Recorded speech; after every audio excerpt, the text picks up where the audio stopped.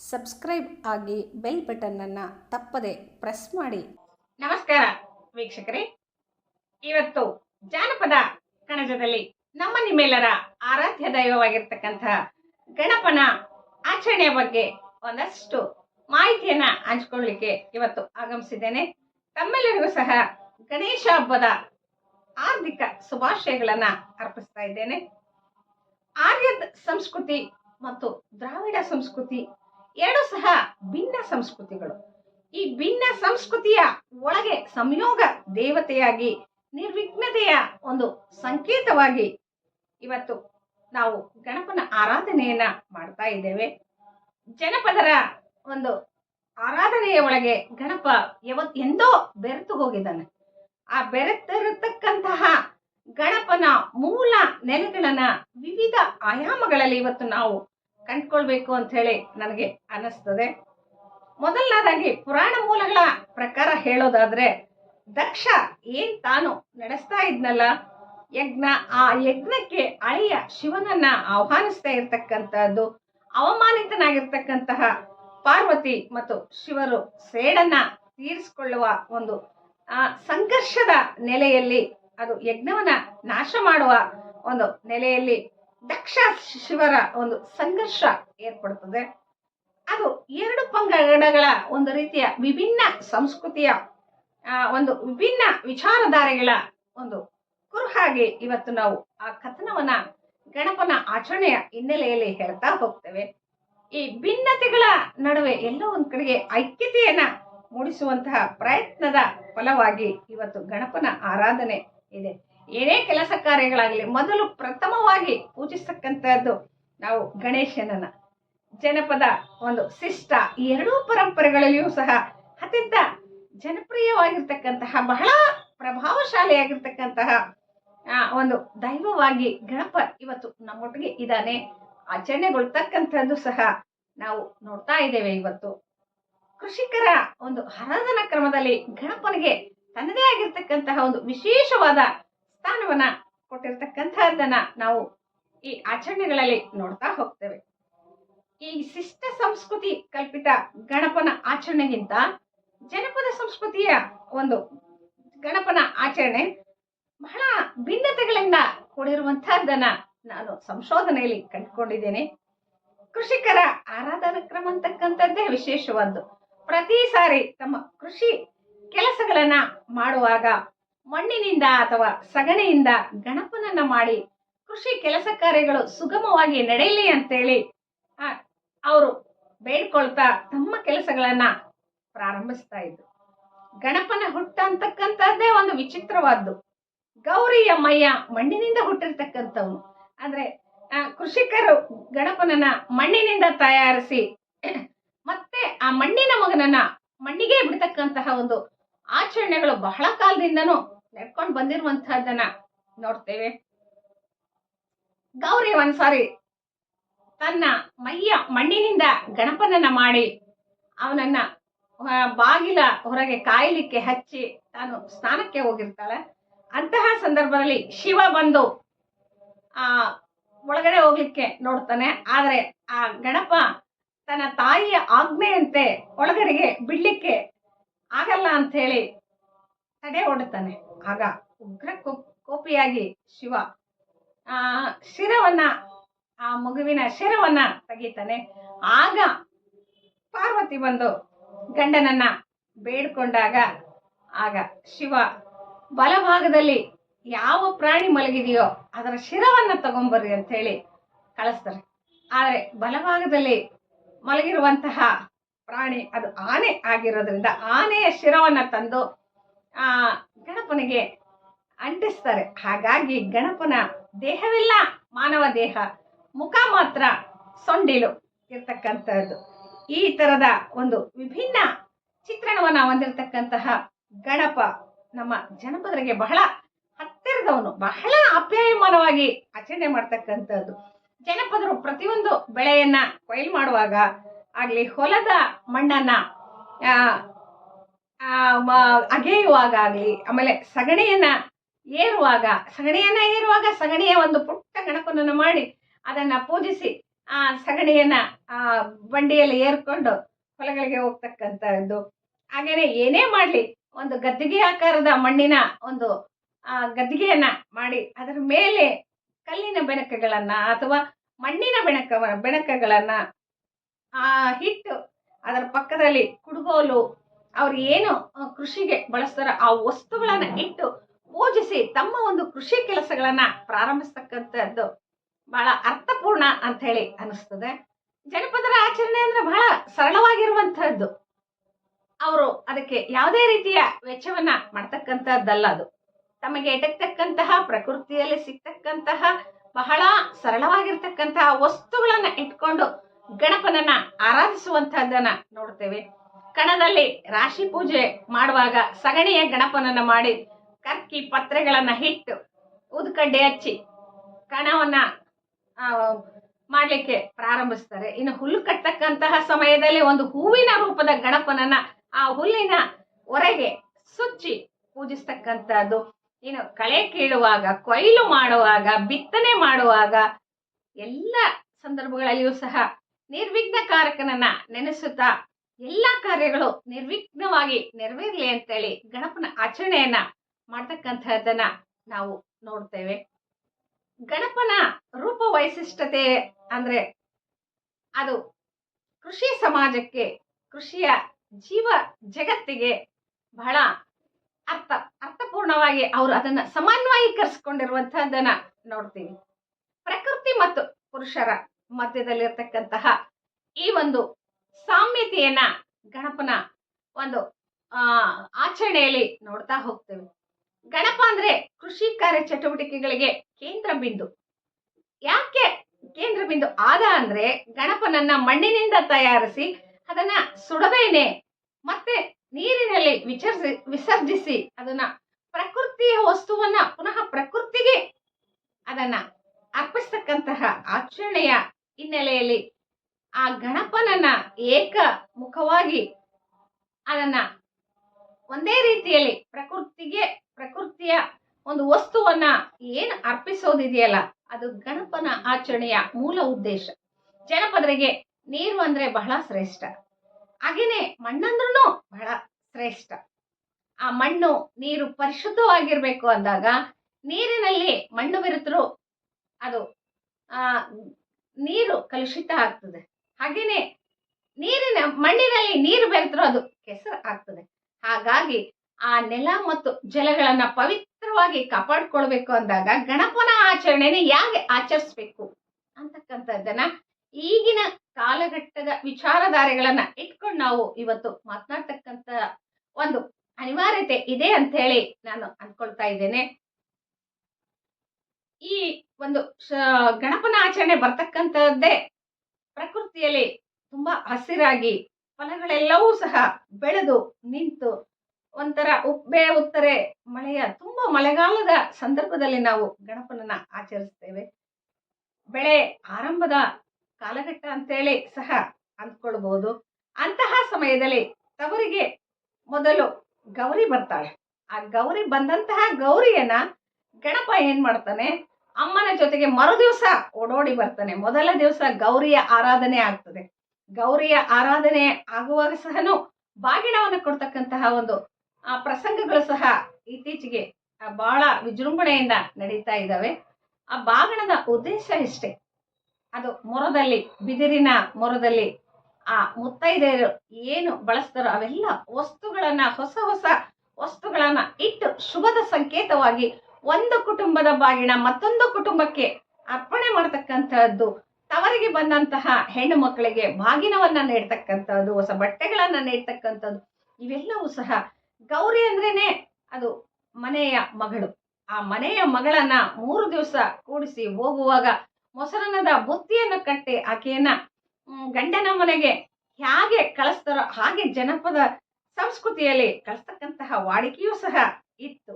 ಹಾಗಾಗಿ ಮರು ದಿವಸ ತಾಯಿಯ ಜೊತೆಗೂಡ್ತಕ್ಕಂತಹ ಗಣಪನಿಗೂ ಸಹ ವಿಶೇಷವಾದ ಒಂದು ಆಚರಣೆ ನಮ್ಮ ಒಂದು ಸಂಸ್ಕೃತಿಯಲ್ಲಿ ಪುರಾತನ ಕಾಲದಿಂದಲೂ ಸಹ ಬಂದಿರುವಂತಹದ್ದು. ಇವತ್ತಿಗೂ ಸಹ ಅದಕ್ಕೆ ನಾವು ಒಂದು ಆಧಾರಗಳನ್ನ ಹೇಳೋದಾದ್ರೆ ನಮ್ಮ ಕೆ.ವೈ. ನಾರಾಯಣ ಸ್ವಾಮಿಯವರು ನೀರದಿವಿಗೆಯಲ್ಲಿ ಹೇಳಿರ್ತಕ್ಕಂತಹ ಮಾತು ನನಗೆ ಬಹಳ ನೆನಪಿಗೆ ಬರ್ತದೆ.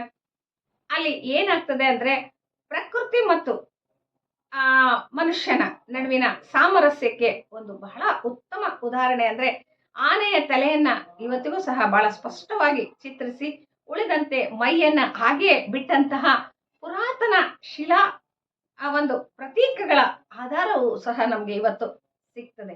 ಆ ಆಧಾರವನ್ನ ಇಟ್ಕೊಂಡು ನಾವು ಈ ಒಂದು ರೂಪ ಭಗ್ನತೆಯನ್ನ ಒಂದು ಕಡೆಗೆ ಇಟ್ಟು ಗಣಪನನ್ನ ನಾವು ಒಬ್ಬ ಪ್ರಕೃತಿ ದೇವತೆಯಾಗಿ ಒಂದು ಪ್ರಧಾನ ಸಂಸ್ಕೃತಿ ಏನು ಗಣಪ ಅಂದ್ರೆ ಅವನು ಶಿವನ ಬೀಜದಿಂದ ಹುಟ್ಟಿದವನಲ್ಲ, ಪಾರ್ವತಿಯ ಮೈಯ ಮಣ್ಣಿನಿಂದ ಹುಟ್ಟಿರ್ತಕ್ಕಂಥವನು ಅಂತಕ್ಕಂತಹ ಒಂದು ಏನು ಪ್ರತೀತಿ ಇತ್ತಲ್ಲ, ಅದನ್ನ ಹೊರಗಟ್ಟಿ ಅವನ ಒಂದು ವಿಕೃತ ಕಲ್ಪನೆಯ ಆ ರೂಪವನ್ನ ಅದನ್ನ ಒಂದು ವಿಕೃತವನ್ನ ಸುಕೃತ ಮಾಡಿಕೊಂಡು ಪ್ರಕೃತಿಯ ಆರಾಧಕರಾಗಿ ಗಣಪನನ್ನ ಆಚರಣೆ ಮಾಡ್ತಕ್ಕಂತಹದ್ದು ಅದು ಬಹಳ ಸುಂದರವಾದ ಒಂದು ಜನಪದರ ಕಲ್ಪನೆ ಅಂತ ಹೇಳಿ ಕರ್ಕೊಳ್ಬಹುದು.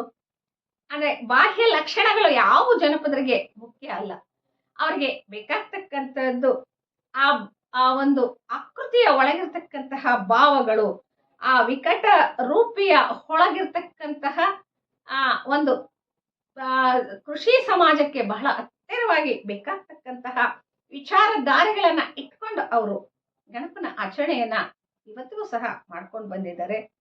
ಆ ಗರಿಕೆ ಬಹಳ ಮುಖ್ಯ ಸ್ಥಾನವನ್ನ ಪಡೆಯುತ್ತದೆ. ಗಣಪನ ಆಚರಣೆ ಅಂದ್ರೆ ಆ ಗರಿಕೆ ಬೇಕೇ ಬೇಕು, ಗರಿಕೆ ಇಲ್ಲದೆ ಪೂಜೆ ಆಗಲ್ಲ. ಇಲ್ಲಿ ಜನಪದ ಸಮಾಜದಲ್ಲಿ ಗರಿಕೆ ಅಂದ್ರೆ ಕಳೆ, ಅದು ಬೆಳೆಯನ್ನ ನಾಶ ಮಾಡ್ಲಿಕ್ಕೆ ಹೊರಟಂತದ್ದು, ಅದನ್ನ ತೆಗೆದು ಒಂದು ಕಡೆಗೆ ಇಡುತ್ತಾರೆ. ಹಾಗಾಗಿ ಸಸ್ಯ ಸಂಕುಲದ ಪ್ರತಿನಿಧಿಯಾಗಿ ನಿಯಂತ್ರಕವಾಗಿ ಗಣಪನ ಆಚರಣೆಯನ್ನ ನಾವು ನೋಡೋದಾದ್ರೆ ಇವತ್ತಿಗೂ ಸಹ ಗರಿಕೆ ಅಂದ್ರೆ ಬಹಳ ಉತ್ತಮ ಔಷಧೀಯ ಗುಣಗಳನ್ನ ಹೊಂದಿರುವಂತಹದ್ದು. ಅದು ಇವತ್ತಿನ ನಮ್ಮ ಸಂಶೋಧನೆಗಳು ಸಹ ಸಾಕಷ್ಟು ಸಂಶೋಧನೆಗಳ ಮೂಲಕ ಇವತ್ತು ನಮ್ಗೆ ದೃಢಪಡಿಸಿರ್ತಕ್ಕಂತಹದ್ದನ್ನ ನೋಡ್ತೀವಿ. ಗಣಪ ಅಂದ್ರೆ ಪರಿಸರ ಸ್ನೇಹಿ, ಅವನು ಪ್ರಕೃತಿಯಲ್ಲಿ ಉತ್ಪನ್ನವಾಗ್ತಕ್ಕಂತಹ ಬ್ಯಾಲ, ಸೀಬೆ, ಸೀತಾಫಲ, ಬಾಳೆ, ತೆಂಗು, ವೀಳ್ಯ, ಜೇನುತುಪ್ಪಗಳನ್ನ ವಿಶೇಷವಾಗಿ ನೈವೇದ್ಯವಾಗಿ ನಾವು ಮಾಡ್ತೇವೆ. ಅದು ಪರಿಸರ ಸ್ನೇಹಿ ಗಣಪ ಅಂತ ಹೇಳಿ ನಾವು ಆರಾಧಿಸ್ತಾ ಬಂದಿರುವಂತಹದ್ದನ್ನ ಈ ಒಂದು ಆಚರಣೆಯ ಹಿನ್ನೆಲೆಯಲ್ಲಿ ನೋಡಿದಾಗ ಬಹಳ ಅರ್ಥಪೂರ್ಣ ಅನಿಸ್ತದೆ. ಹಾಗೆಯೇ ಜನಪದರಿಗೆ ಬೆಳೆಯ ಜೊತೆಗೆ ಈ ಒಂದು ಧಾನ್ಯಗಳನ್ನ ಸಂರಕ್ಷಿಸಿ ಇಡ್ಲಿಕ್ಕೆ ಕಣಜಗಳು, ವಾಡೆಗಳು ಅಂತೇಳಿ ಹಿಂದೆ ಮಾಡ್ತಾ ಇದ್ರು. ಆ ಕಣಜಗಳು, ವಾಡೆಗಳು ಸಹ ಅವು ಕಾಲಕ್ರಮೇಣ ಗಣಪನ ಒಂದು ರೂಪವನ್ನ ಪಡ್ಕೊಂಡು ಆ ಒಂದು ಪ್ರತಿ ದಿವಸ ಅವರವರ ಮನೆಗಳಲ್ಲಿ ಗಣಪನ ಆಕಾರವಾಗಿರ್ತಕ್ಕಂತಹ ಆ ವಾಡೆಗಳನ್ನ ಪೂಜಿಸ್ತಕ್ಕಂಥದ್ದು. ಅಂದ್ರೆ ಅದರೊಳಗೆ ಧಾನ್ಯವನ್ನ ಶೇಖರಿಸಿ ಇಡ್ತಾ ಇದ್ರು. ಹಾಗಾಗಿ ಆ ಒಂದು ಧಾನ್ಯ ಶೇಖರಿಸಿರ್ತಕ್ಕಂತಹ ಕಣಜಗಳು ಗಣಪನ ಹೋಲಿಕೆ ಇರುವಂತಹದ್ದು. ಅದರ ಶಿರಸ್ಸು ಆ ಒಂದು ಧಾನ್ಯವನ್ನ ತೆಗೆಯತಕ್ಕಂತಹ ಶಿರಸ್ಸು ಸಹ ಗಣಪನ ಕುತ್ತಿಗೆಯ ಆಕಾರವನ್ನ ಹೊಂದಿರುವಂತಹದ್ದನ್ನ ನೋಡ್ತೇವೆ. ಅದ್ರ ಜೊತೆಗೆ ಕಣಜ ಗುಡಾಣದ ರೀತಿ ಗಣಪನ ಹೊಟ್ಟೆಯನ್ನ ಪ್ರತಿಬಿಂಬಿಸ್ತದೆ. ಆ ಹೊಟ್ಟೆ ಬಿರಿಯುವಂತ ಏನು ಹಾವನ್ನ ಕಟ್ಟಿದಾರಲ್ಲ, ಅದು ಹಾವು ಅದು ಒಂದು ಶತ್ರುವಾಗಿ ಕೀಟನಾಶಕಗಳಿಗೆ ಶತ್ರುವಾಗಿ ಇರುವಂತಹದ್ದು. ಆ ಬೆಳೆಗಳು ಬಂದಂತಹ ಸಂದರ್ಭದಲ್ಲಿ ಆ ಕ್ರಿಮಿ ಕೀಟಗಳನ್ನ ತಿನ್ಲಿಕ್ಕೆ ಹಾವು ಬರ್ತದೆ. ಪ್ರಕೃತಿ ಸಮತೋಲನಕ್ಕೆ ಒಂದು ಪ್ರಾಣಿ ಪಕ್ಷಿ ಮತ್ತೊಂದನ್ನ ತಿಂದಾಗ ಮಾತ್ರ ಸಮತೋಲನ ಇರಲಿಕ್ಕೆ ಸಾಧ್ಯ. ಅಂತಹ ಸಮತೋಲಿತ ಕಲ್ಪನೆಗಾಗಿ ಹಾವನ್ನ ಬಿರಿಯುವ ಹೊಟ್ಟೆಗೆ ಕಟ್ಟಿರುವಂತಹದ್ದನ್ನ ನೋಡ್ತೇವೆ. ಅಲ್ಲಿ ಆಹಾರದ ಕೊರತೆ ಆದಾಗ ಜೀವಕೋಟಿಗಳು ಒಂದನ್ನೊಂದು ತಿಂದು ಸಹಕರಿಸ್ತವೆ. ಆದ್ರೆ ಎಲ್ಲೋ ಒಂದ್ ಕಡೆಗೆ ಅದು ರೈತನಿಗೆ ಉಪಯೋಗ ಆಗ್ತದೆ. ಅತಿಯಾದ ಒಂದು ಕ್ರಿಮಿ ಕೀಟಗಳು ಇದ್ದಾಗ ಹಾವು ಅದೆಲ್ಲವನ್ನ ದಮನಿಸ್ತದೆ. ಅದ್ರ ಜೊತೆಗೆ ರೈತರಿಗೆ ಮತ್ತೊಂದು ಸಮಸ್ಯೆ ಅಂದ್ರೆ ಇಲಿ ಅದು ಆ ಧಾನ್ಯಗಳನ್ನ ಕಡಿದು ತಿಂದು ಹಾಳು ಮಾಡ್ತಕ್ಕಂಥದ್ದು, ಅದೆಲ್ಲ ಹೊಲಸು ಮಾಡ್ತಕ್ಕಂಥದ್ದು ಧಾನ್ಯಗಳನ್ನ. ಹಾಗಾಗಿ ಆ ಒಂದು ಇಲಿಯನ್ನ ಗಣಪನ ವಾಹನವಾಗಿ ಮಾಡಿ ಅದನ್ನು ಸಹ ದಮನಿಸತಕ್ಕಂತಹ ಒಂದು ಪ್ರಯತ್ನ. ಅಂದ್ರೆ ಗಣಪನ ಕಲ್ಪನೆ ಅಂದ್ರೆ ಅದು ಒಂದು ಬೀಜ ಮೂಲ ಸಂಸ್ಕೃತಿಯಿಂದ ಬಂದಿರುವಂತಹದ್ದು. ಗಣಪ ಎಲ್ಲ ಒಂದ್ ಕಡೆಗೆ ಬೀಜ ಸಂರಕ್ಷಕ ದೈವವಾಗಿ ಆಚರಣೆಗಳಲ್ಲಿ ನಾವು ನೋಡ್ತಾ ಹೋಗ್ತೇವೆ. ಆ ಗಣಪನ ಹುಟ್ಟು ಪುರಾಣ ಮೂಲದ ಪ್ರಕಾರ ಅವನು ಶಿವನ ಒಂದು ಬೀಜದಿಂದ ಹುಟ್ಟಿದವನು ಅಲ್ಲ. ಗಣಪ ಅಂದ್ರೆ ಪಾರ್ವತಿಯ ಮೈಯ ಮಣ್ಣಿನಿಂದ ಹುಟ್ಟಿದವನು. ಹಾಗಾಗಿ ಆನೆಯ ತಲೆಯಿಂದ ಮರುಜೀವವನ್ನ ಪಡ್ಕೊಂಡಂತವನು.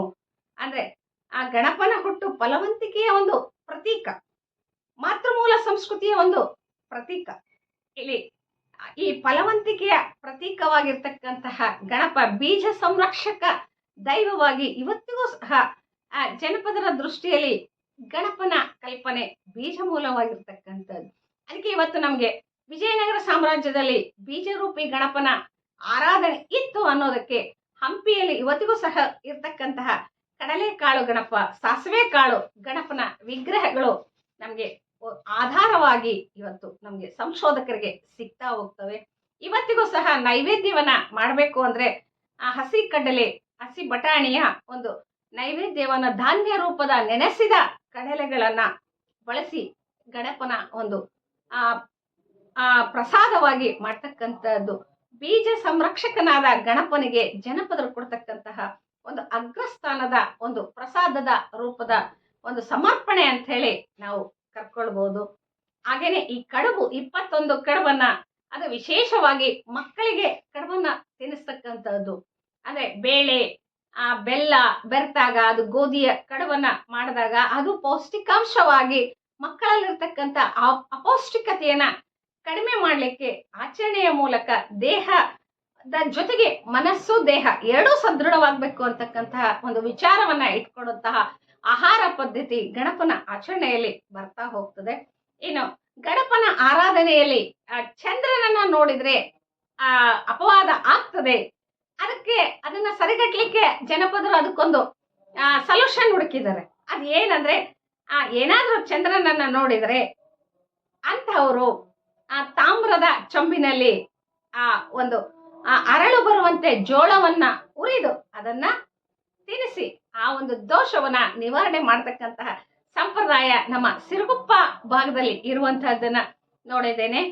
ಅಂದ್ರೆ ಲೋಹಗಳಿಗೆ ದೇಹದಲ್ಲಿ ಕೆಲವು ಕೊರತೆಗಳನ್ನ ನೀಗಿಸ್ತಕ್ಕಂತಹ ಗುಣ ಇದೆ. ಹಾಗಾಗಿ ತಾಮ್ರದ ವಸ್ತುವಿನ ಇಲ್ಲಿ ಆಗ್ತಕ್ಕಂತಹ ಅರಳುಗಳ ಸೇವನೆಯಿಂದ ಮಾನಸಿಕ ಸ್ಥಿಮಿತತೆ ಏನಾದ್ರೂ ವ್ಯತ್ಯಾಸ ಆಗಿದ್ರೆ ಆ ಮಾನಸಿಕ ಸ್ಥಿಮಿತತೆ ಬರ್ತದೆ, ಜ್ಞಾನ ವೃದ್ಧಿ ಆಗ್ತದೆ, ಆ ಒಂದು ಮಾನಸಿಕ ಶಕ್ತಿ ಹೆಚ್ಚುತ್ತದೆ ಅಂತಕ್ಕಂತಹ ಒಂದು ವೈಜ್ಞಾನಿಕ ಸತ್ಯವೂ ಸಹ ಇಂತಹ ಆಚರಣೆಯ ಹಿನ್ನೆಲೆಯಲ್ಲಿ ನಾವು ನೋಡ್ತಾ ಹೋಗ್ತೇವೆ. ಅದ್ರ ಜೊತೆಗೇನೆ ಇವತ್ತು ಗಣಪ ಅಂದ್ರೆ ನಮ್ಮ ಜನಪದರ ಬಯಲಾಟಗಳು, ಯಕ್ಷಗಾನಗಳ ಯಾಗನೋ ಹಾಗೆ ಗ್ರಾಮೀಣ ಸಂಸ್ಕೃತಿಯ ಬಯಲಾಟ ಪದ್ಧತಿಯಲ್ಲಿ ರಂಗಪೂರ್ವದಲ್ಲಿ ಗಣಪನನ್ನ ಪೂಜಿಸಿ ಆತನಿಗೆ ಕಾಯಿ ಒಡೆದು ಆ ಫಲತಾಂಬೂಲವನ್ನ ವಿತರಿಸಿ ಗಣಪನ ಒಂದು ಪೂಜೆಯ ಜೊತೆಗೆ ಗಜವದನ ಹೇರಂಬ ಅಂತ ಹೇಳಿ ಆ ಒಂದು ರಂಗಗೀತೆಯನ್ನು ಸಹ ಆಡುವುದರ ಮೂಲಕ ಆ ಗಣಪನಿಗೆ ಒಂದು ಸ್ಥಾನವನ್ನ ಅಗ್ರಸ್ಥಾನವನ್ನ ಕೊಟ್ಟಿರುವಂತಹದ್ದನ್ನ ನೋಡ್ತೇವೆ. ಅದು ಎಲ್ಲಾ ಕಾಲಘಟ್ಟಕ್ಕೂ ಸಹ ನಮ್ಮ ವಿಜಯನಗರ ಸಾಮ್ರಾಜ್ಯದಲ್ಲಿ ಅಂತೂ ಹಿಂದೂ ಮುಸ್ಲಿಮರ ಭಾವೈಕ್ಯತೆಯನ್ನ ಕಾಪಾಡಿಕೊಂಡು ಬಂದಂತಹ ಆಚರಣೆ. ಹಾಗಾಗಿ ಎಲ್ಲ ಸಮುದಾಯಗಳು ಒಟ್ಟಾಗಿ ಪೂಜಿಸ್ತಕ್ಕಂಥದ್ದು. ಅದರ ಜೊತೆಗೆ ಸಾಮೂಹಿಕವಾಗಿ ಕುಳಿತು ಈಗೀಗ ದಾಸೋಹಗಳ ಮೂಲಕ ಅನ್ನ ಸಂತರ್ಪಣೆಯನ್ನು ಮಾಡ್ತಕ್ಕಂಥದ್ದು, ಒಂದು ಸಾಂಸ್ಕೃತಿಕ ಕಾರ್ಯಕ್ರಮಗಳನ್ನ ಮಾಡ್ತಕ್ಕಂಥದ್ದು, ಇದೆಲ್ಲವೂ ಸಹ ಎಲ್ಲೋ ಒಂದ್ ಕಡೆಗೆ ಮಾನವ ಮಿಶ್ರಿತ ಆಕೃತಿಯ ಈ ಒಂದು ಪ್ರಾಣಿ ಮತ್ತು ಮಾನವ ಮಿಶ್ರಿತ ಆಕೃತಿಯ ಒಂದು ಪ್ರಕೃತಿಯಲ್ಲಿ ಸಹಬಾಳ್ವೆಯನ್ನ ನಡೆಸ್ಕೊಂಡು ಹೋಗ್ತಕ್ಕಂತಹ ಸಾಮರಸ್ಯದ ನೆಲೆಯ ಒಂದು ಸಂದೇಶಗಳನ್ನ ನಾವು ನೋಡ್ತೇವೆ. ಹಲವಾರು ಪ್ರಾಣಿಗಳು, ಪಕ್ಷಿಗಳು ಕೃಷಿ ಮೂಲ ಸಂಸ್ಕೃತಿಯಲ್ಲಿ ಒಂದಲ್ಲ ಒಂದು ರೀತಿ ಸಹಕಾರಿಯಾಗಿರ್ತಕ್ಕಂಥವು. ಆ ಒಂದು ಸ್ನೇಹ ಭಾವ, ಪರಸ್ಪರ ಹಂಚಿ ತಿಂತಕ್ಕಂಥದ್ದು, ಸಹಬಾಳ್ವೆ ಅವೆಲ್ಲವೂ ಸಹ ಅನಿವಾರ್ಯತೆ ಆಗಿತ್ತು ಆ ಕಾಲಘಟ್ಟದಲ್ಲಿ. ಹಾಗಾಗಿ ಗಣಪನ ಆಚರಣೆಯೂ ಸಹ ಇಂತಹ ಹಿನ್ನೆಲೆಯಲ್ಲಿ ಪ್ರಕೃತಿ ಮತ್ತು ಪ್ರಾಣಿಯ ನಡುವಿನ ಒಂದು ಅನೋನ್ಯತೆಯಾಗಿ ನಮ್ಗೆ ಆಚರಣೆಗೆ ಬಂತು ಅಂತ ಹೇಳಬಹುದು. ಹಾಗಾಗಿ ಇಷ್ಟೊಂದು ಜೀವಪರವಾಗಿರ್ತಕ್ಕಂತಹ, ಇಷ್ಟೊಂದು ಮಾನವ ಸಂಸ್ಕೃತಿಯನ್ನ ಕಟ್ಟಿಕೊಡುವಂತಹ, ಕೃಷಿ ಪರವಾಗಿರ್ತಕ್ಕಂತಹ ಗಣಪನ ಆಚರಣೆ ಇವತ್ತು ನಗರ ಪ್ರದೇಶಗಳಲ್ಲಿ ಹೆಚ್ಚಾಗಿ ಪ್ರಚಲಿತದಲ್ಲಿ ಇರುವಂತಹದನ್ನ ನಾವು ನೋಡ್ತೇವೆ. ಹಿಂದೆ ಕೃಷಿ ಮೂಲ ಸಂಸ್ಕೃತಿಯಲ್ಲಿ ಕೃಷಿಯ ಒಂದು ಆಚರಣೆಯ ಜೊತೆಗೆ ಕೃಷಿ ಕೆಲಸ ಕಾರ್ಯಗಳು ಶುಭವಾಗ್ಲಿ ಅಂತೇಳಿ ಸರಳವಾಗಿ ಆಚರಣೆ ಮಾಡ್ತಕ್ಕಂತಹ ಆಚರಣೆ ಇವತ್ತು ಹೆಚ್ಚು ಹೆಚ್ಚು ನಗರ ಪ್ರದೇಶಗಳನ್ನ ವ್ಯಾಪಿಸಿದೆ. ಅದು ಎಲ್ಲೋ ಒಂದ್ ಕಡೆಗೆ ವ್ಯಾಪಾರೀಕರಣಗೊಳ್ತಾ ಇದೆ ಅಂತಕ್ಕಂಥದ್ದು ಎಲ್ರಿಗೂ ಗೊತ್ತಿರ್ತಕ್ಕಂತಹ ವಿಚಾರ. ಈ ವೈವಿಧ್ಯತೆಯಿಂದ ಪ್ರತಿಯೊಂದು ಅಲ್ಲಿ ಪೂಜಿಸ್ತಕ್ಕಂತಹ ಪ್ರಸಾದದಿಂದ ಹಿಡಿದು ಎಲ್ಲವೂ ಸಹ ಪ್ರಕೃತಿಯ ಒಂದು ಮಡಿಲಲ್ಲಿ ಸಿಗ್ತಕ್ಕಂತಹ ಆ ಒಂದು ಪ್ರಾಕೃತಿಕ ವಸ್ತುಗಳನ್ನ ಬಳಸುವ ಕಾಲಘಟ್ಟದಿಂದ ಒಂಚೂರು ನಾವು ಮುಂದೆ ಹೋಗಿದ್ದೇವೆ.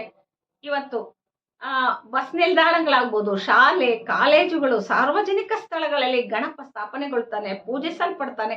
ಅದೆಲ್ಲವೂ ಸಹ ಎಲ್ಲ ಒಂದ್ ಕಡೆ ಸ್ವಾಗತಾರ್ಹ ಸಂಗತಿ.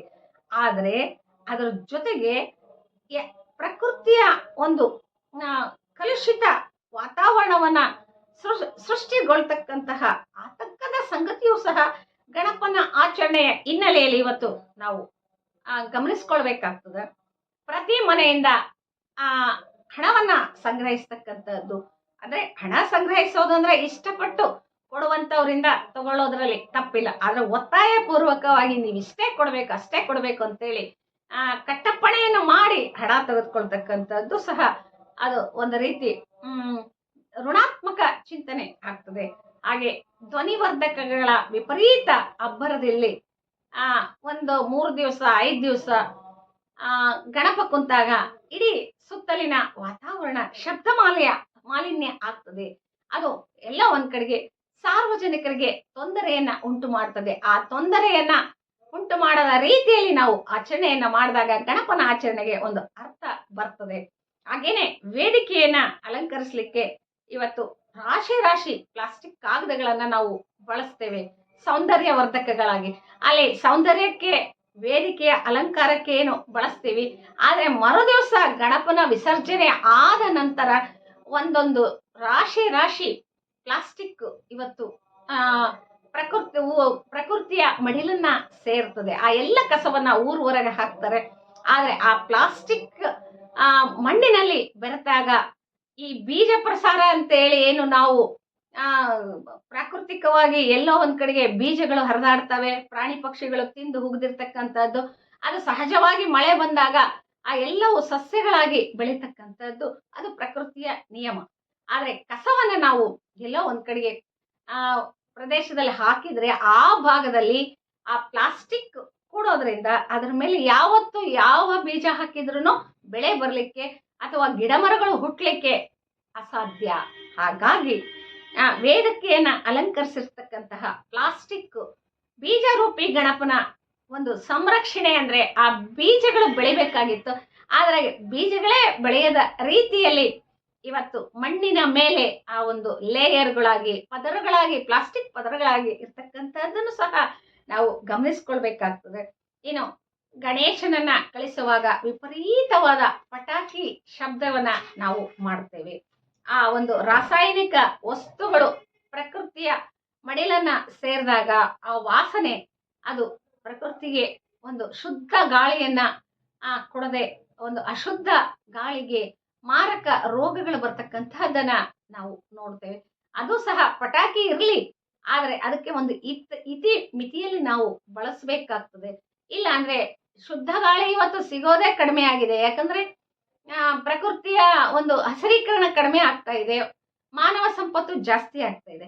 ಇಂತಹ ಸಂದರ್ಭದಲ್ಲಿ ಒಂದು ಶುದ್ಧವಾಗಿರ್ತಕ್ಕಂತಹ ಗಾಳಿ ಸಿಗೋದೇ ಅಪರೂಪ. ಆದ್ರೆ ಆ ಗಾಳಿಯನ್ನ ನಾವು ಮತ್ತೆ ಕಲುಷಿತ ಮಾಡಿಕೊಂಡು ಆಚರಣೆಯನ್ನ ಮಾಡ್ತೀವಿ ಅಂದ್ರೆ ಅದು ಗಣಪನ ಆಚರಣೆ ಎಷ್ಟರ ಮಟ್ಟಿಗೆ ಸರಿ ಅಂತಕ್ಕಂಥದ್ದು ನನ್ನ ಅಭಿಪ್ರಾಯ. ಹಾಗಾಗಿ ಇನ್ನು ಹಾನಿಕಾರಕ ರಾಸಾಯನಿಕಗಳನ್ನ ಬಳಸಿ ಕೃತಕ ಬಣ್ಣಗಳನ್ನ ಬಳಸಿ ಗಣಪನನ್ನ ಮಾಡ್ತಾರೆ. ಆ ಗಣಪನನ್ನ ಮಾಡಿರ್ತಕ್ಕಂತಹ ಆ ಬಣ್ಣಗಳು ಜಲಮೂಲಗಳಲ್ಲಿ ವಿಸರ್ಜನೆಯಾದಾಗ ಪ್ರಾಣಿ ಪಕ್ಷಿಗಳು ಆ ನೀರನ್ನ ಕುಡಿಯುತ್ತದೆ. ಹಾಗಾಗಿ ಅವುಗಳಿಗೆ ಹಾನಿಯಾಗ್ಬೋದು. ಮನುಷ್ಯರು ಸಹ ನೀರನ್ನ ಬಳಸ್ತಾನೆ. ಹಾಗಾಗಿ ನಮ್ಗೆ ದೈವತತ್ವ ಕುಂಕುಮ, ಅರಿಶಿಣ, ಶ್ರೀಗಂಧ ನಮ್ಮ ಮನೆಯಲ್ಲೇ ಬೇಕಾದಷ್ಟು ಇದಾವೆ. ಆ ತರದ ಒಂದು ವಸ್ತುಗಳನ್ನ, ಪರಿಸರ ಸ್ನೇಹಿ ವಸ್ತುಗಳನ್ನ ಬಳಸಿ ನಾವು ಗಣಪನಿಗೆ ಬಣ್ಣವನ್ನ ಕೊಡ್ತಕ್ಕಂಥದ್ದು. ಹಾಗೇನೆ ಆ ಪ್ರಕೃತಿಯಲ್ಲಿ ಸಿಗ್ತಕ್ಕಂತಹ ಹಸಿರು ತೋರಣ ಕಟ್ಟಲಿಕ್ಕೆ ಮಾವು, ಬೇವು, ತೆಂಗಿನ ಗರಿಗಳು, ಬಾಳೆಯ ಎಲೆಗಳು, ಆಮೇಲೆ ಸಾಕಷ್ಟು ಹೂಗಳಂತೂ ರಾಶಿ ರಾಶಿ ಹೂಗಳು, ಎಲ್ಲಾ ತರದ ಬಣ್ಣದ ಹೂಗಳು ಇವತ್ತು ನಮ್ಗೆ ಸಿಗ್ತವೆ. ಆ ಬಣ್ಣದ ಹೂಗಳಿಂದ ವೇದಿಕೆಯನ್ನ ಅಲಂಕಾರ ಮಾಡಿ ಅದನ್ನ ಮಣ್ಣಿಗೆ ಬಿಡೋದ್ರಿಂದ ಆ ಕಸ ಒಳ್ಳೆಯ ಗೊಬ್ಬರವಾಗ್ತದೆ. ಆ ಗೊಬ್ಬರ ಸಹ, ತಿಪ್ಪೆಯೂ ಸಹ ಗಣಪನ ಒಂದು ಪ್ರತೀಕವಾಗಿ ನಾವು ಪೂಜಿಸ್ತೇವೆ. ಇಂತಹ ಸಂದರ್ಭದಲ್ಲಿ ಗಣಪನ ಮೂಲ ಆಶಯಗಳಿಗೆ ನಾವು ಒತ್ತು ಕೊಟ್ಟು ಆಚರಣೆಯನ್ನ ಮಾಡಬೇಕು. ಇನ್ನ ಮೂರ್ತಿಗಳನ್ನ ಜಲಮೂಲದಲ್ಲಿ ವಿಸರ್ಜನೆ ಮಾಡ್ತಕ್ಕಂಥದ್ದು ಸಹಜ. ಆದರೆ ಆ ಜಲಮೂಲದಲ್ಲಿ ವಿಸರ್ಜನೆ ಮಣ್ಣಿನ ಗಣಪನನ್ನ ಮಾಡಿದ್ರೆ ಯಾವ ಹಾನಿಯೂ ಆಗಲ್ಲ, ಮಣ್ಣು ಮಣ್ಣಿಗೆ ಸೇರ್ತದೆ. ಆದ್ರೆ ಇವತ್ತು ಪ್ಲಾಸ್ಟರ್ ಆಫ್ ಪ್ಯಾರಿಸ್ ಅಂತೇಳಿ POP ಅಂತೇಳಿ ಏನ್ ಕರಿತೀವಲ್ಲ, ಆ POP ಇಂದ ಗಣಪನನ್ನ ತಯಾರಿಸಿ ಅದನ್ನ ಜಲಮೂಲದಲ್ಲಿ ಬಿಟ್ಟಾಗ ಆ ಒಂದು ನೀರಿನಲ್ಲಿ ಕರಗದೇ ಇರತಕ್ಕಂತಹ ಆ ಒಂದು ರಾಸಾಯನಿಕ ಜಲಮೂಲವನ್ನ ಮುಂದಿನ ದಿನಗಳಲ್ಲಿ ಬತ್ತಿಸ್ತದೆ. ಕೆಲವೊಂದು ಬಾವಿಗಳಲ್ಲಿ ನೀರು ಹೊಸರ್ತಾ ಇರ್ತಿತ್ತು. ತನ್ನಷ್ಟಕ್ಕೆ ತಾನೇ ಎಷ್ಟೇ ನೀರು ಖರ್ಚು ಮಾಡಿದ್ರು ಅದು ಖರ್ಚು ಮಾಡಿದಷ್ಟು ಮತ್ತೆ ಮತ್ತೆ ನೀರು ಬರ್ತಾ ಇತ್ತು.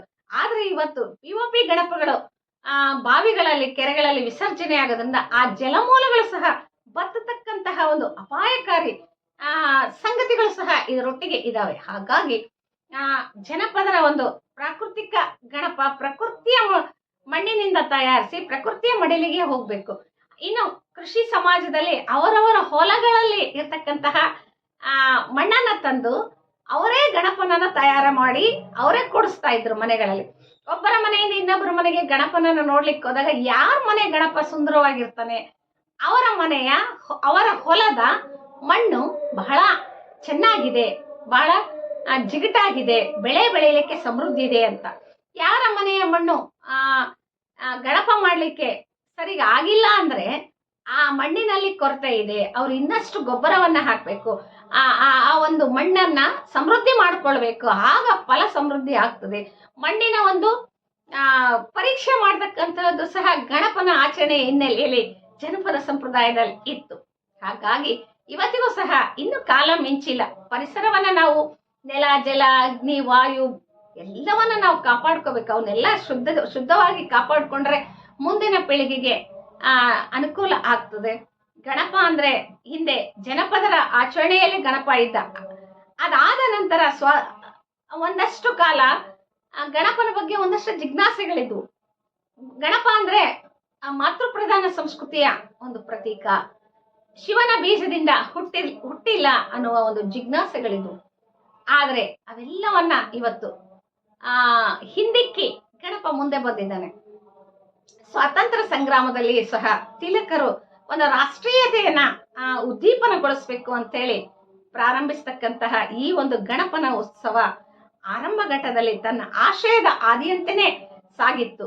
ರಾಷ್ಟ್ರೀಯ ಭಾವೈಕ್ಯತೆಯ ಒಂದು ಪ್ರತೀಕವಾಗಿ ಹಳ್ಳಿಗಳಲ್ಲಿ, ಓಣಿಗಳಲ್ಲಿ, ಸಂದು ಗೊಂದುಗಳಲ್ಲಿ ಸಹ ಗಣಪನನ್ನ ಸ್ಥಾಪಿಸಿ ಪೂಜಿಸ್ತಕ್ಕಂತಹ ಒಂದು ವಿಚಾರಗಳು ಇದ್ವು.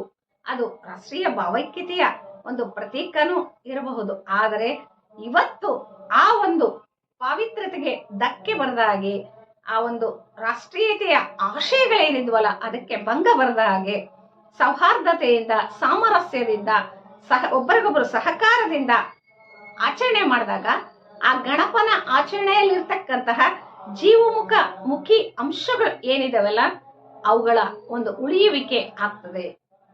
ಆ ಒಂದು ಗಣಪನ ಆಚರಣೆಗೆ ಒಂದು ಅರ್ಥ ಬರ್ತದೆ. ಇನ್ನು ನಾನು ಇಲಿಯ ಬಗ್ಗೆ ಮಾತನಾಡೋದಾದ್ರೆ ಅಗರಿಬೊಮ್ಮನಹಳ್ಳಿ, ಕೂಡ್ಲಿಗಿ, ಉಜ್ಜಯಿನಿ, ಬೆನಕನಹಳ್ಳಿ, ರಾಮಪುರ, ಹೊಸಹಳ್ಳಿ, ಊಡೆಮು ಆ ಭಾಗಗಳಲ್ಲಿ ಸಂಶೋಧನೆ ಮಾಡುವಾಗ ನನಗೆ ಸಿಕ್ಕಂತದ್ದು ಇಲಿ ಪೂಜೆ. ಬಹುಶಃ ಇಲಿ ಪೂಜೆಯನ್ನ ಯಾರು ಕೇಳಿರ್ಲಿಕ್ಕಿಲ್ಲ ಅಂದ್ಕೊಂಡಿದ್ದೀನಿ. ಅಂತಹ ಇಲಿ ಪೂಜೆಯನ್ನ ಒಂದು ನೇಕಾರ ಸಮುದಾಯದವರು ಇಂತಹ ಗ್ರಾಮಗಳಲ್ಲಿ ಮಾಡ್ತಾ ಹೋಗ್ತಾರೆ. ನಮ್ಮ ಮೊಳಕಾಲ್ಮೂರಿನಲ್ಲೂ ಸಹ ಇಲಿ ಪೂಜೆ ಇದೆ. ಯಾಕೆ ಇಲಿ ಪೂಜೆ ಮಾಡ್ತಾ ಇದ್ರು ಅಂದ್ರೆ, ಚತುರ್ಥಿಯ ದಿನ ಮಣ್ಣಿನ ಗಣಪನನ್ನ ಮಾಡೋದ್ರ ಜೊತೆಗೆ ಇಲಿಯನ್ನು ಸಹ ಮಾಡಿ ಪೂಜಿಸಿ ಅದನ್ನ ಜಲಮೂಲಕ್ಕೆ ಬಿಡ್ತಾ ಇದ್ರು. ಈ ನೇಕಾರ ಕುಟುಂಬಗಳಲ್ಲಿ ದಾರ, ಕಚ್ಚಾ ಸಾಮಗ್ರಿಗಳು ಮತ್ತೆ ದಾರ ಅದೆಲ್ಲವೂ ಸಹ ದಿನನಿತ್ಯ ವೃತ್ತಿಯಲ್ಲಿ ಬಳಸ್ತಕ್ಕಂತಹ ವಸ್ತುಗಳು.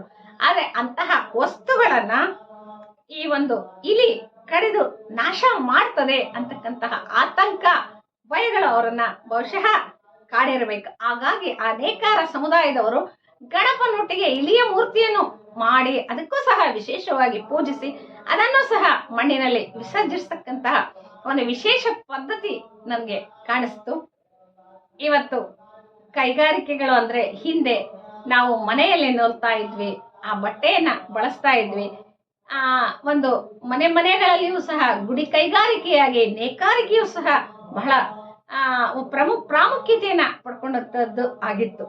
ಈ ವೃತ್ತಿ ಮೂಲ ಸಮುದಾಯಗಳು ಗಣಪನ ಜೊತೆಗೆ ಇಲಿಯನ್ನ ಆರಾಧಿಸುವ ಒಂದು ವಿಶೇಷ ಪದ್ಧತಿ ಹಿಂದೆ ಒಂದು ನೇಕಾರ ಕುಟುಂಬದ ಒಂದು ಅಸ್ತಿತ್ವವನ್ನ ನಾವು ಕಾಣ್ತೇವೆ. ಇವತ್ತು ಕೈಗಾರಿಕೀಕರಣ ಏನ್ ಬಂದಿದೆಯಲ್ಲ ಅದು ಈ ಒಂದು ಅತಂತ್ರ ಸ್ಥಿತಿಯಲ್ಲಿರ್ತಕ್ಕಂತಹ ಕುಟುಂಬಗಳಿಗೆ ಕೈಗಾರಿಕೀಕರಣ ಒಂದು ಶಾಪವಾಗಿ ಇರುವಂತಹದ್ದನ್ನ ನೋಡ್ತೀವಿ. ಎಷ್ಟೋ ಕುಟುಂಬಗಳು ಇವತ್ತು ನೇಕಾರಿಕೆಯ ಕೆಲಸವನ್ನ ಮಾಡ್ತಾ ಇಲ್ಲ.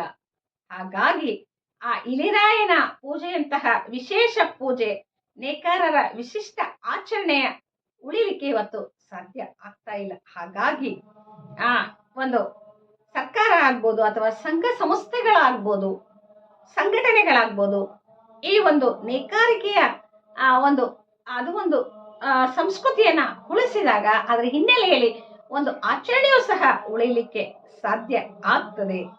ಜನಪದರ ಒಂದು ಮಳೆ, ಗಾಳಿ, ಗುಡುಗು, ಸಿಡಿಲು ಎಲ್ಲವಕ್ಕೂ ಸಹ ಎದುರಿ ಅವರು ಪ್ರಕೃತಿಯನ್ನ ಆರಾಧಿಸಿ ಪೂಜಿಸಿ ಗೌರವಿಸಿದರು. ಹಾಗೆಯೇ ವೃತ್ತಿ ಮೂಲವನ್ನ ಸಂರಕ್ಷಿಸಿಕೊಳ್ಳಿಕ್ಕೆ ಹಿಲಿ ಆಗ್ಬೋದು, ಗಣಪ ಆಗ್ಬೋದು ಆರಾಧಕ ದೈವಗಳಾದವು. ಹಾಗಾಗಿ ಅವೆಲ್ಲವನ್ನ ನಾವು ಇವತ್ತು ಉಳಿಸ್ಬೇಕು ಅಂದ್ರೆ ಪ್ರಕೃತಿಯನ್ನ ಉಳಿಸ್ಬೇಕು. ಪ್ರಕೃತಿಯ ದೈವವಾಗಿರ್ತಕ್ಕಂತಹ ಇಲಿರಾಯ ಆಗ್ಬೋದು, ಹಾಗೆ ಹಾವು ಆಗ್ಬೋದು, ಹಾಗೆ ಪ್ರಾಣಿ ಪಕ್ಷಿಗಳಾಗ್ಬೋದು, ಇವೆಲ್ಲವೂ ಸಹ ಮನುಷ್ಯನಿಗೆ ಬಹಳ ಮುಖ್ಯ. ಈ ಪರಿಸರ ಸ್ನೇಹಿ ಗಣಪನನ್ನ ಮಾಡಬೇಕು ಅಂತೇಳಿ ಇವತ್ತು ಸರ್ಕಾರವು ಸಹ ಆದೇಶವನ್ನ ಹೊರಡಿಸಿರುವಂತಹದ್ದನ್ನ ನಾವು ನೋಡ್ತೇವೆ. ಹಾಗೆ ಅದರ ಜೊತೆಗೆ ಶಬ್ದ ಮಾಲಿನ್ಯವನ್ನ ತಡೆಯಲಿಕ್ಕೆ ಗಣಪನ ಆಚರಣೆಗೆ ಒಂದು ಕಾಲಮಿತಿಯನ್ನ ಕೊಟ್ಟು ನಮ್ಮ ಇಲಾಖೆಗಳು ಶಿಸ್ತುಬದ್ಧವಾಗಿ ನಡೀಲಿಕ್ಕೆ ಒಂದು ಅಚ್ಚುಕಟ್ಟಾದ ವ್ಯವಸ್ಥೆಯನ್ನು ಸಹ ಮಾಡಿದ್ದಾರೆ. ಏನು ಮೆರವಣಿಗೆಗಳಲ್ಲಿ ಗಲಭೆಗಳಾಗಬಾರ್ದು, ಶಿಸ್ತುಬದ್ಧವಾಗಿ ನಡೀಲಿ ಅಂತೇಳಿ ಎಲ್ಲವನ್ನ ಸರ್ಕಾರಗಳು ಇಲಾಖೆಗಳು ಮಾಡ್ತಾ ಇದ್ದಾವೆ. ಅದು ಯಾವುದು ಬೇಡ ಅಂದ್ರೆ ನಾವೇ ಜಾಗೃತರಾಗಬೇಕು. ಅವು ಯಾವ ನಮಗ್ ಬೇಡಪ್ಪ ಅಂತ ಹೇಳಿದ್ರೆ ನಾವು ಜಾಗೃತರಾದಾಗ ಅವು ಯಾವ ಬೇಕೇ ಆಗಲ್ಲ. ಹಿಂದಿನಿಂದಲೂ ಗಣಪನ ಆಚರಣೆ ನಡ್ಕೊಂಬತ್ತು ಬಿಗಿ ಭದ್ರತೆಗಳಾಗ್ಲಿ ಕಾನೂನುಗಳಾಗ್ಲಿ ಯಾವುದೂ ಇರ್ತಿರ್ಲಿಲ್ಲ. ಯಾರಿಗೂ ಹೇಳ್ತಾ ಇರ್ಲಿಲ್ಲ. ಅವರ ಹೊಲದ ಮಣ್ಣನ್ನ ತರ್ತಿದ್ರು, ಪೂಜೆ ಮಾಡ್ತಿದ್ರು, ಸಂಭ್ರಮದಿಂದ ಗಣೇಶನನ್ನ ಕಳಿಸ್ತಾ ಇದ್ರು. ಆದ್ರೆ ಇವತ್ತು ಏನಾಗ್ತಾ ಇದೆ, ಒಂದಷ್ಟು ಆಧುನಿಕತೆಗೆ ನಾವು ಹೋಗ್ತಾ ಇದ್ದೇವೆ. ಅದು ಸ್ವಾಗತಾರ್ಹ ಸಂಗತಿ. ಆಧುನಿಕತೆಗೆ ತಕ್ಕಂತೆ ಆಚರಣೆಗಳು ಸಹ ಸ್ಥಿತ್ಯಂತರಕ್ಕೆ ಒಳಪಡ್ತಕ್ಕಂಥದ್ದು ಸಹಜ.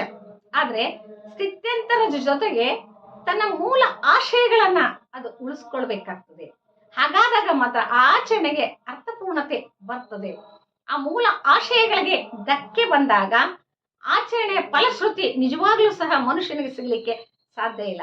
ಗಣಪನ ಆಚರಣೆಯಲ್ಲಿ ಒಂದು ಫಲಶ್ರುತಿ ಇತ್ತು. ಪ್ರಕೃತಿಯ ಎಲ್ಲ ಒಂದು ಹಣ್ಣು ಹಂಪಲುಗಳು ಎಡೆಯಾಗಿ ಬರ್ತಾ ಇದ್ವು. ಹಾಗೇನೆ ಮಣ್ಣಿನ ಒಂದು ಫಲವತ್ತಿಕೆಯ ಒಂದು ಪರೀಕ್ಷೆಗಳು ಆಗ್ತಾ ಇದ್ವು.